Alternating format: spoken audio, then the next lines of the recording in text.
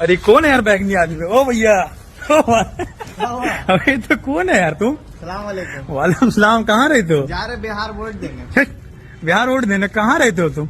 हम मालेगांव में रहते हैं, महाराष्ट्र में। ओ तो वही है ना वोटर थैनोसुद्दीन ये लिस्ट में।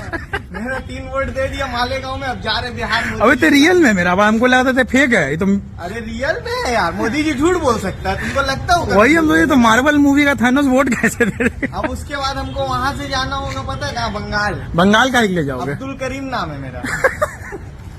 तुम्हारा काम का खाली वोट देने का? हाँ, खाली वोट देने का। अब जा रहे बिहार में वोट देंगे, जिताएंगे। कौन बोला रहा तुमको बिहार में? मोदी जी जिताएंगे। मोदी जी को तो हम ही जिता रहे हर जगह। तो साइकिल से निकल लो बिहार। साइकिल से बिहार निकले, फिर वहाँ से बंगाल जाना। दुबला गया, देख रहे नहीं? हाँ बहुत दुबला होगा तुम्हारा तो पूरा एकदम पतला हो गया यार। दुबला गया। उगा वाला हाथ का बाला बेच दियोगा? हाथ का बाला बेच दिया साइकिल। अच्छा ठीक है, निकलो निकलो निकलो जाओ।